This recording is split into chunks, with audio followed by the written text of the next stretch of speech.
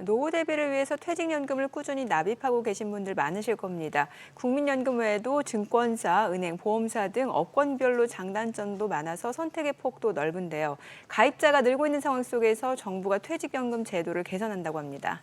네, 우리은행 연금사업부 김민영 과장님 모시고 자세한 이야기 들어보도록 하겠습니다. 안녕하세요. 어서 오세요. 안녕하세요. 네, 19일 날 정부가 상반기 안에 퇴직연금 제도 개선 방안을 내놓겠다 이렇게 밝혔습니다. 이 발표 내용들에 대해서 먼저 개괄적으로 설명해 주신다면요. 네, 저번 주 2월 19일에 기획재정부 산하 중장기전략위원회가 미래세대 비전 및 중장기 전략을 발표하면서 상반기 중에 퇴직연금 제도 개선 방안을 마련하겠다고 밝혔는데요. 이번 개선 방안은 주로 퇴직연금 도입 의무화와 제도 활성화에 중점을 두고 있습니다. 현재는 일부 기업만이 퇴직연금 제도를 운영하고 있어서 근로자들이 노후소득 보장을 하는데 한계가 있다는 지적이 있었는데요. 이 때문에 모든 기업이 퇴직연금 제도를 도입하는 것을 의무화하여 근로자들의 안정적인 노후소득을 확보하려는 것입니다. 지금 이제 또 안정적인 노후 대비를 위해서 그 퇴직연금 가입할 때 그 디폴트 옵션 요게 또 따라붙게 되는데 이 디폴트 옵션 사실 들어도 좀 이게 매번 헷갈리고 좀 어려운 개념이거든요. 네, 맞습니다. 네, 사전 지정 운용 제도인데 즉 흔히 디폴트 옵션이라는 것이 퇴직연금 가입자가 만기가 된 상품의 운용 방법을 일정 기간 동안 선택하지 않을 경우에 미리 본인이 지정한 포트폴리오로 자동으로 운용되도록 하는 제도인데요. 이 제도의 도입 배경이 저희가 이제 퇴직연금이 약 80% 이상이 원금 보장형으로 운영되고 있어서 장기적인 수익률이 낮다는 문제점이랑 더불어 또 퇴직연금 가입자 중 상당수가 투자 결정을 내리지 않아서 방치하는 적립금이 많기 때문입니다. 이를 방지하기 위해서 퇴직연금의 수익률을 높이고자 2022년 7월에 도입된 제도입니다. 가입자의 적립금이 방치되어서 수익률이 하락하는 것을 막기 위함인데요. 예를 들어보면 A 가입자분이 IRP 계좌에 정기예금 또는 만기가 있는 펀드 상품 등을 운용하고 있다고 가정해보면요. 이 상품들이 만기가 끝나면 자동으로 재해치되지 않고 현금성 자산으로 만기 자금이 들어오게 되는데요.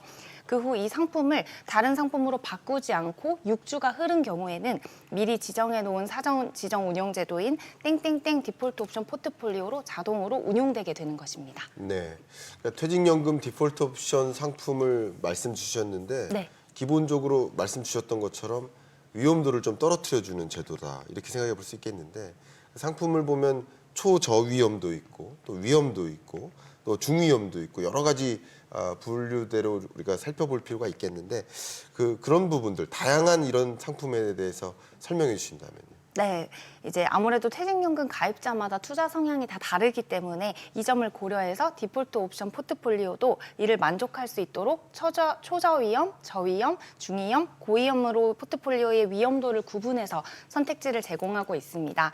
이때 포트폴리오의 위험도는 개별 상품의 위험도를 투자 비중으로 가중평균하여 산출하는데요.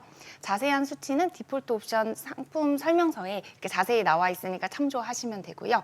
각각의 대표적인 특징을 한번 살펴보면요. 네. 초저위험 포트폴리오는 복수의 원금 보장형 상품으로 구성되어 있습니다. 네. 뭐 예를 들어 은행의 예금, 아니면 보험사의 이율 보증형 상품 같은 것이 대표적인 예인데요.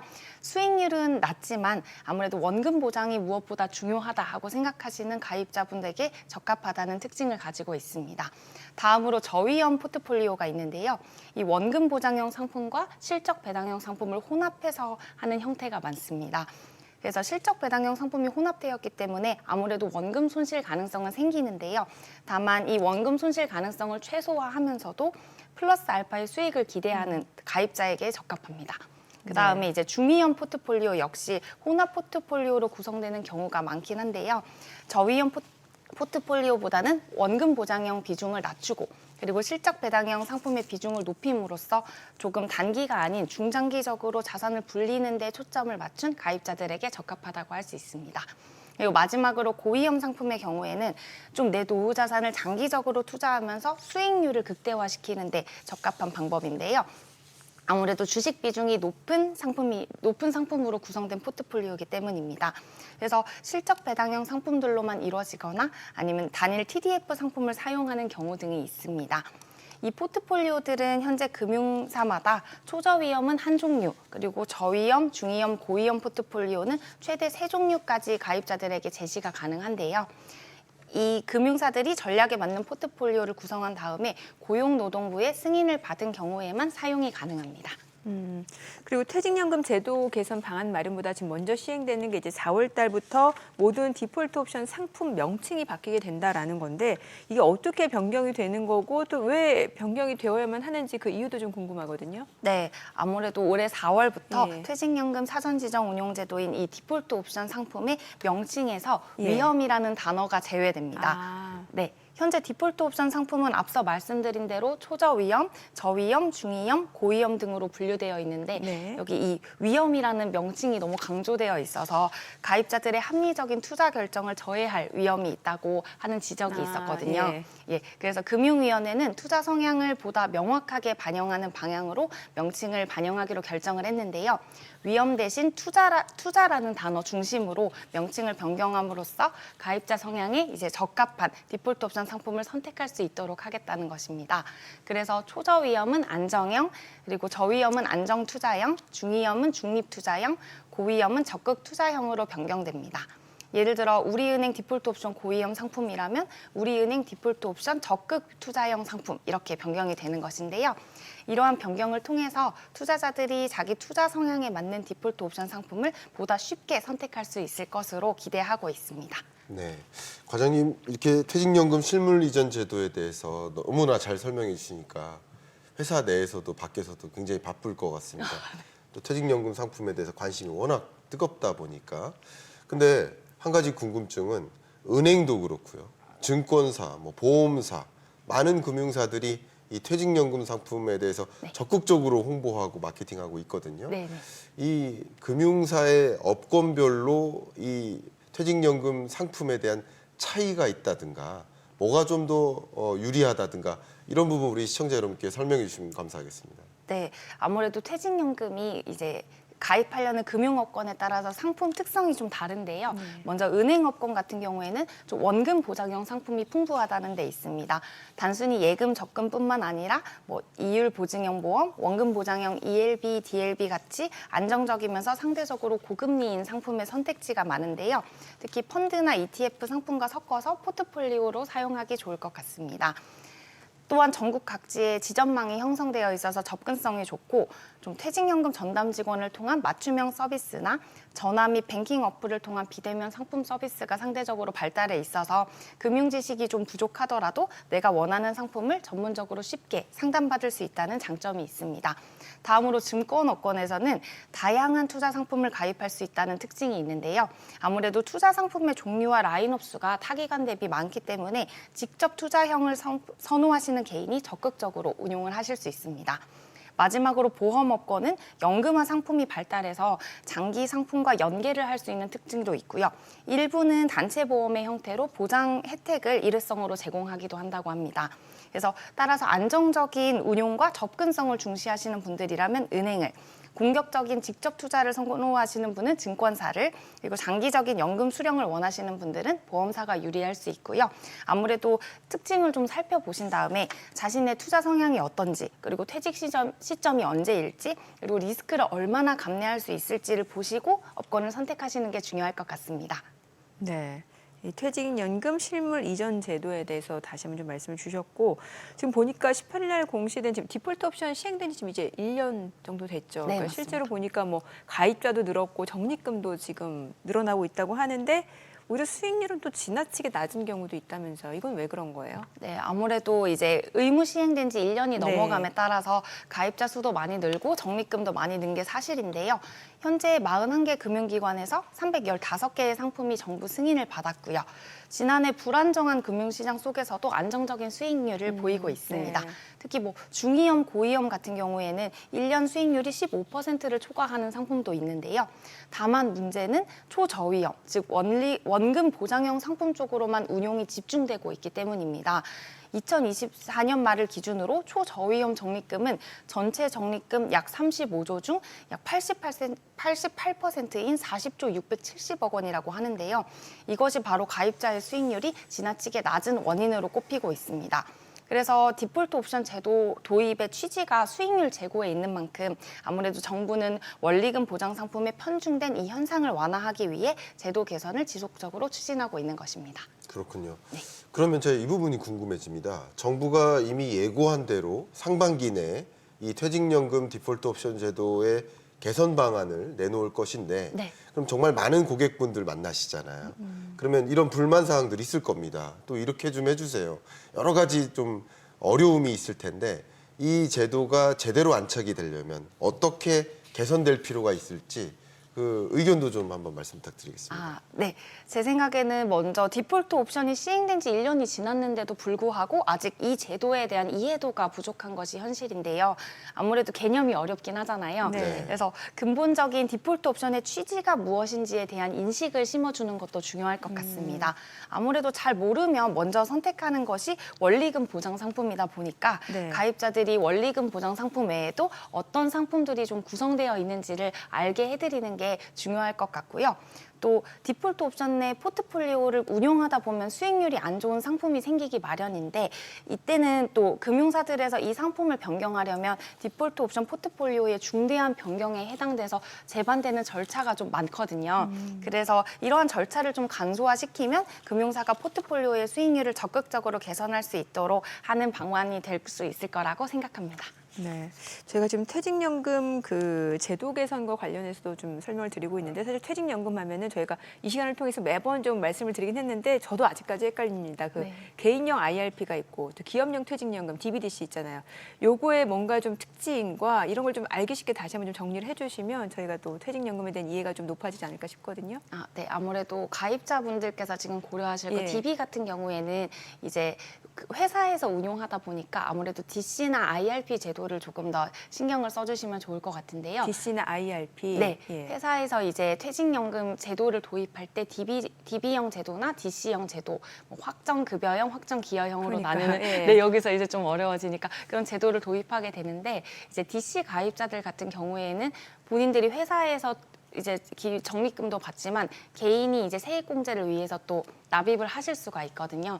그러면 IRP 계좌랑 마찬가지로 그거를 이런 상품으로 운용을 하실 수가 있어요. 뭐 예금으로 운용하실 수도 있고 펀드나 ETF로 운용을 하실 수도 있는데 그런 이제 차이가 있다는 점을 좀 아시면 좋을 것 같고요. 네. 그리고 아무래도 지금 가장 트렌드는 개인형 IRP로 이제 본인의 노후 자산을 불리는 거고 네. 이제 디폴트 옵션 같은 경우에도 이런 DC나 IRP 계좌에 해당하는 거다 보니까요. 네, 그 점으로 활용하시면 좋을 것 같습니다. 개인형 IRP나 DC 쪽으로 네. 그래서 여기도 디폴트 옵션을 잘 활용하면은 네. 수익률을 좀 높여갈 수 있다라는 거. 네, 수익률도 아무래도 디폴트 옵션도 아까 말씀드린 그런 초저위험, 저위험, 중위험, 고위험이 있는데 아무래도 고위험으로 갈수록 이제 수익률도 높아지고 대신에 위험도도 물론 높아지지만 그렇죠. 수익률도 높아지니까 근데 좀 장기로 보시고 이제 아무래도 활용을 해보시는 다양한 방안을 좀 해보시면 좋을 것 같습니다. 네. 네.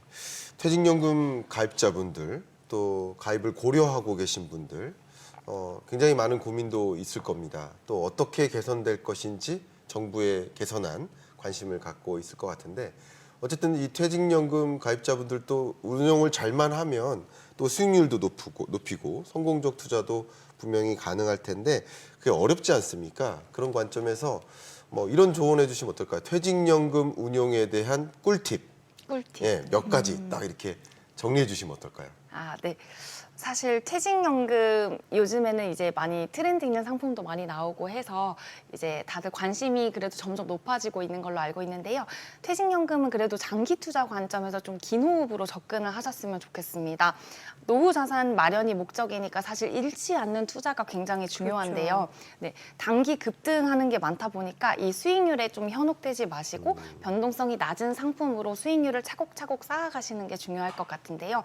단적인 예로 한 2년 전쯤에 2차 전지 붐이 일어나가지고 예. 아직도 마음고생하고 계시는 분들이 많은 걸로 알고 있습니다. 그래서 퇴직연금은 좀 TDF와 같은 자산 배분 전략을 통해서 변동성을 낮추고 안정적인 수익을 추구하는 이제 상품들을 코어로 하고 그다음에 최근 트렌드와 중장기 성장성을 고려해서 기술주 관련 상품으로 추가 성과를 추구하시는 코어 세틀라이트 전략을 병행하시는 것을 추천드립니다. 지금 굉장히 어려운 용어들이 많이 나왔는데 TDF도 사실 뭐 저희 방송 시청하신 분들 어느 정도 이해도가 높으실 것 같은데 그 타겟 데이팅 펀드 맞죠? 맞습니다. 이것도 좀 쉽게 설명을 해주세요. TDF란 이제 TDF 뒤에 이제 빈티지라고 해가지고 숫자가 붙어 있는데요. 이 숫자 시점을 은퇴 시점으로 네. 해가지고 이제 주식과 채권 비중을 좀 조절해가면서 이제 운영하는 펀드여서 생애 주기별로 맞춤으로 이제 이용할 수 있는 펀드라고 하실 수 있고 네. 대부분 이제 거기 이제 들어있는 자산군이 글로벌 자산 배분이 되어 있기 때문에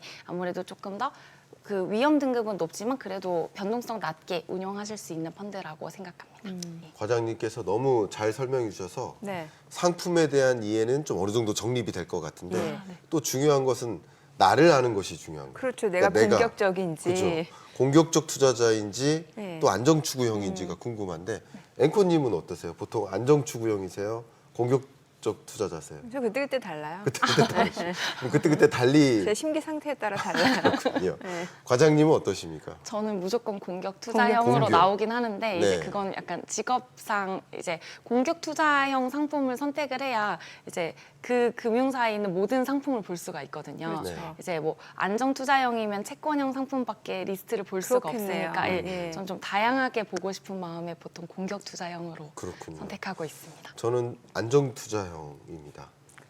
그렇게 아니, 그렇게 보여요. 정리를 하고 그렇게 보입니까? 예, 예. 아, 그때그때 다르고 네. 공격 투자하고 저는 안정 투자고. 네, 지금 다양한 형태의 투자자들이 모여 있네요. 그렇죠. 예. 그러니까 나의 투자 성향에 맞게 상품을 골라야 되니까 그렇죠. 투자 상품을 이해하는 것도 중요하지만 네. 나를 이해하는 것도 좀 중요하지 예. 않을까 그 말씀 좀 드려보고 싶습니다. 그래서 수익률은 어때요, 지금?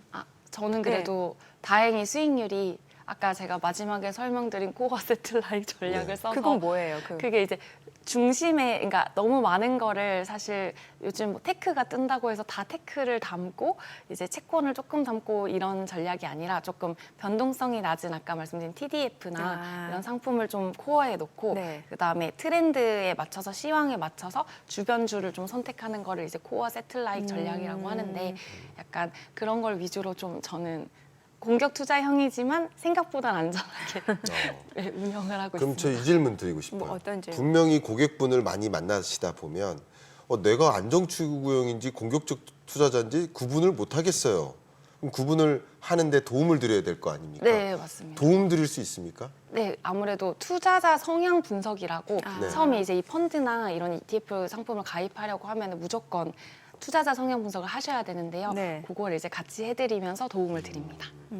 또 보니까 그 뭐 증권사나 은행별로 그 고객 맞춤 서비스도 좀 다양한 것 같은데 네. 지금 우리은행에서 나오셨잖아요. 네, 맞습니다. 우리은행이 가진 좀 차별화된 장점이 있다면 어떤 게 있을까요? 저희도 이제 아무래도 이 개념도 어렵고 사실 예. 접근하기가 어렵다 보니까 연금 전문가라고 해서 PA라는 걸 운영을 하고 있거든요. 연금 전문가. 네, 예. 그래서 이제 각 지점마다 퇴직연금 이런 상품 상담 받고 싶으신 분들이 좀 가서 상담하실 수 있게 하는 창구적인 개념인 건데, 그래서 연금 전문가, 펜션 어드바이저 이래서 아. PA라고 네, 해서 운영을 하고 있으니까 이제 좀 이런 개념이 생소하신 분들도 일단 은행에 들어가서 네. 연금 전문가를 찾으시면 아무래도 조금 연결돼서 괜찮을 것 같습니다.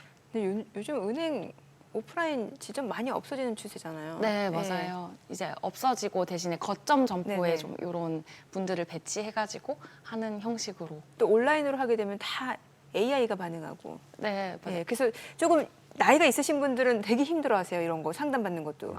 좀 빠른 패스트 트랙은 없는 거예요. 아무래도 이제 연금 저희도 뭐 디지털 연금 영업부 이래가지고 예, 예. 아예 그냥 별도의 아, 번호를 별도. 사실 운영을 하고 있고, 아마 다른 금융사들도 좀 그런 걸 요즘 많이 운영을 하고 있다고 들었는데, 어르신들은 아무래도 찾아가시거나 그러니까요. 아니면 전화하시는 게 가장 편안하신 방법이라고 하시더라고요. 네, 오늘 내용 여기까지 듣겠습니다. 잘 들었습니다. 고맙습니다. 네, 감사합니다. 감사합니다.